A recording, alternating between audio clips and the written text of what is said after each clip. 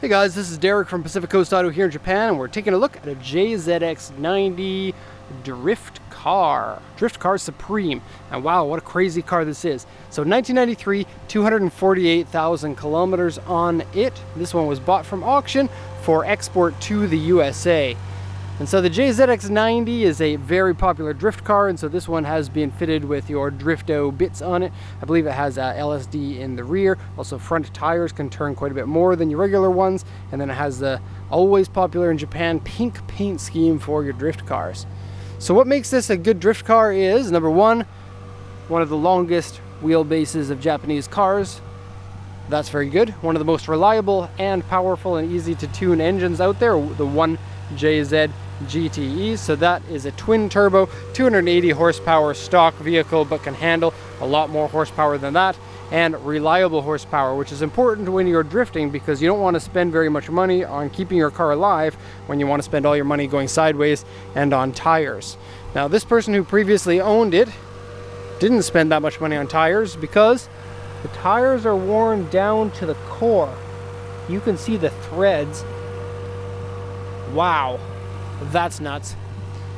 Okay, so the condition of this one's not that good, though these are hard cars to buy because the drift population has boosted the price up a lot. They are still in high demand, and because they're popular in drifting, a lot of people think that that's pretty rad, and then they want to own these cars that are popular in drifting in Japan to do drifting in other countries like the USA, where this one's going to.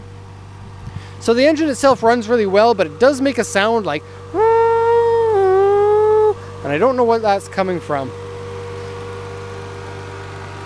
The brakes on it are soft and squishy. You're going to need to replace the brake fluid and maybe check your master cylinder to make sure that that's okay. Doesn't look like there's any leaks. The fluid is full, but I believe there are air bubbles in there because after you step on it once, it gets stiff for the next few steps. Okay, timing belt was changed in 2016 at 229,000 kilometers according to the sticker there, and the engine is super dusty with a few aftermarket parts like this one here, the aftermarket air filter, custom made piping here. This one here is part of a piping kit. Front mount intercooler that has a dent on it. Now this car was bought from auction with a super extreme body kit on it, like scraping the ground extreme, and the transport company said you can't transport that vehicle because it is too low, so the auction took off the bumpers, side skirts, and the front and rear bumper, and they're inside the vehicle right now. They're going to be shipped inside the vehicle like that, and they come down to probably about 3 or 4 centimeters off of the ground there at the front, so you can see it's missing basically all of that. And I think with that body kit, it really makes a big difference in the way that the vehicle looks.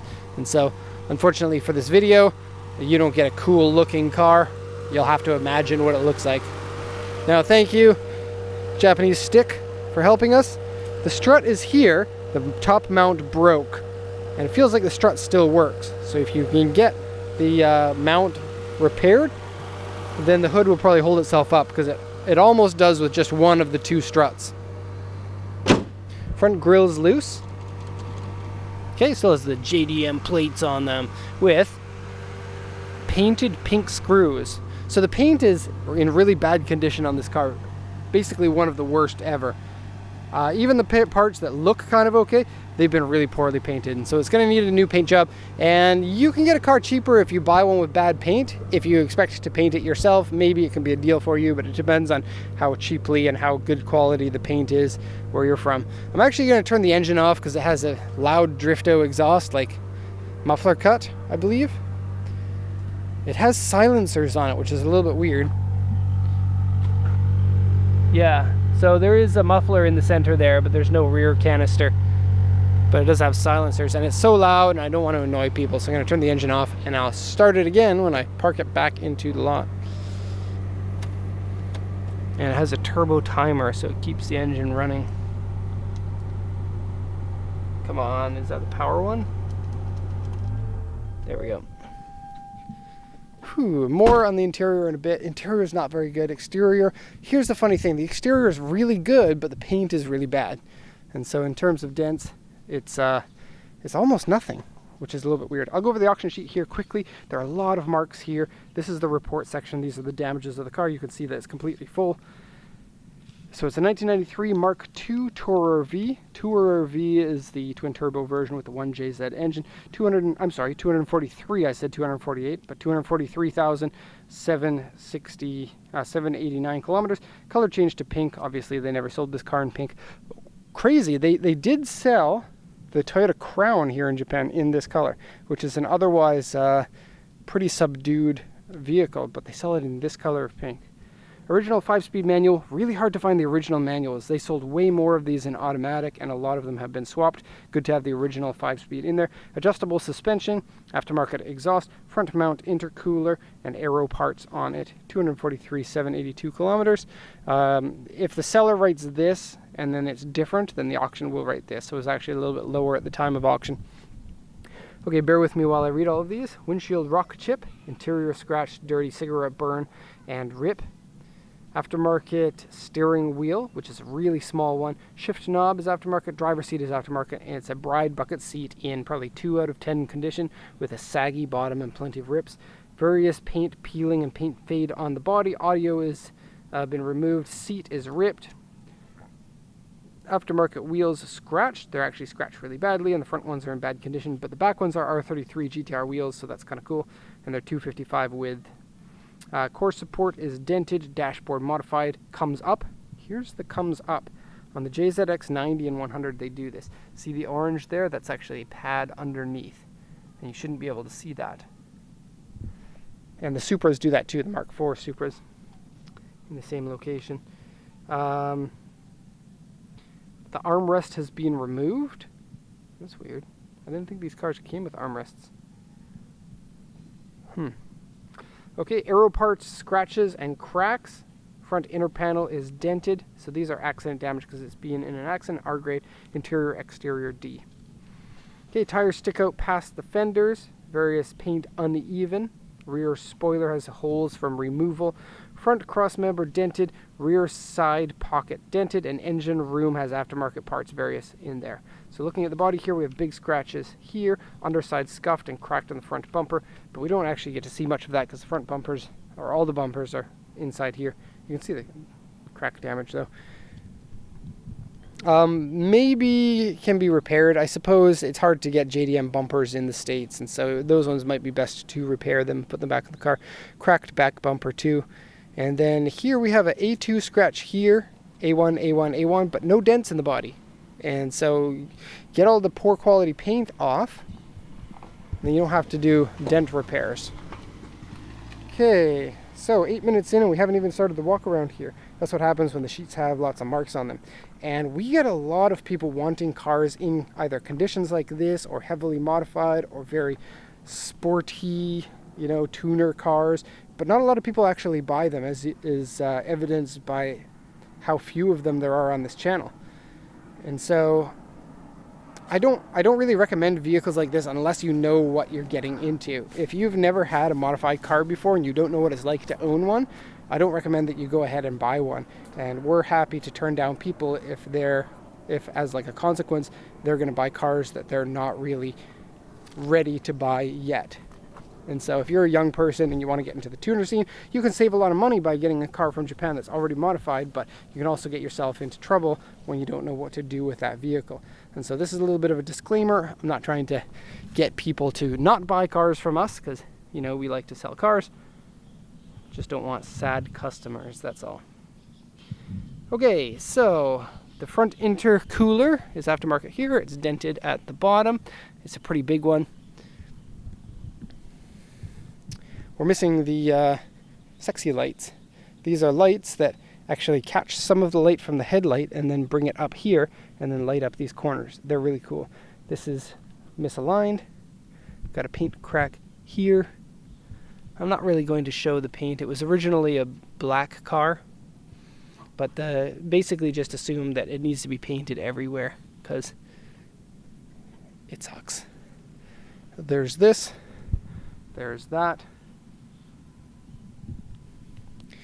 Rolled fenders, and then, in case you didn't know, that's what the wheels look like. The original wheels from the R33 Skyline. They're common to put onto the JZX90s and 100s, but you have to roll the fenders to get them in there because the offset is pretty aggressive in comparison.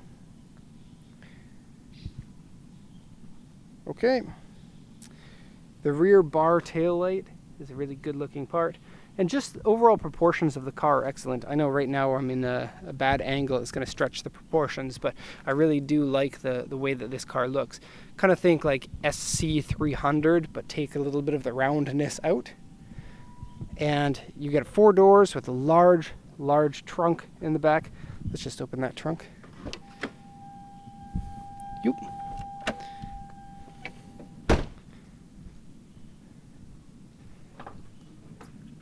Oh, drift spares, Buddy Club P1s, and they're bald. Okay, so if you're the buyer of this car and you want these wheels, let me know. We'll have to ship them to you, but we have to take the tires off. So, yeah, there is that. Or we can donate them to a drift foundation so that poor drifters around the world can drift their cars. Because I don't really want those. I don't have any car that they would fit on. Well, maybe the RX-8. I don't know. They would fit on that Skyline, but it has the best wheels in the world already on it. Okay, close the trunk. Underside is pretty good. There is a little bit of damage on the side sills here. Let me see if I can show you that. See this section here? And you can see that it's been bent up in that part there. Probably a drifto accident, and so it's authentic drift damage. Gonna make the value go up. Okay, overall interior is dirty, a little bit smelly of cigarettes, because who doesn't like to smoke their cigarettes while they're drifting their JZX90. I don't think I said the name of this car. It's a MarkII. I think I just called it a JZX90 the whole time. This car comes with 3 names, Cresta, MarkII, and Chaser. And this one here is the MarkII, the best looking of those 3 by quite a bit. The Chaser, I prefer the looks of those for the 100 series. Okay, so seat. You can see big rips at the top, big rips along the side, and sagginess. When you sit in it, it's uncomfortably saggy. You can move it forward and backwards, so that's nice. Some of the time, these aftermarket rails don't move very well. That's annoying sound. Screwdriver, snap-on key. That's fun. Okay, standard gauges there. We got a big boost gauge over here, and then there's your dashboard. It kind of smells like somebody who does their own car repairs. Like old oil mixed with old transmission fluid mixed with like whatever else.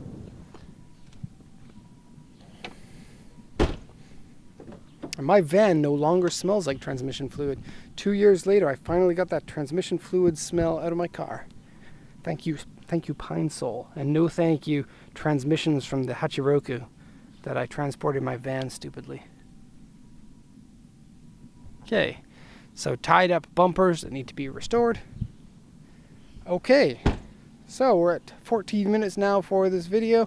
I think it's an interesting one because this is the type of content that we don't have very often on the channel. I think that generally as a company, we're pretty good at advising customers on vehicles like this, and we have a pretty good knowledge of tuner cars, but then they all sell for such a high price that I don't know. There's just a lot of good cars that are great value when you don't go for popular drift cars. And drift cars are often in worse condition than you think that they are. So do be careful about that. At any rate, this is the end of the video. It's raining quite a bit now, and so I'm going to shut her off. And we'll see you guys next time. So thanks a lot for watching, and have a nice day.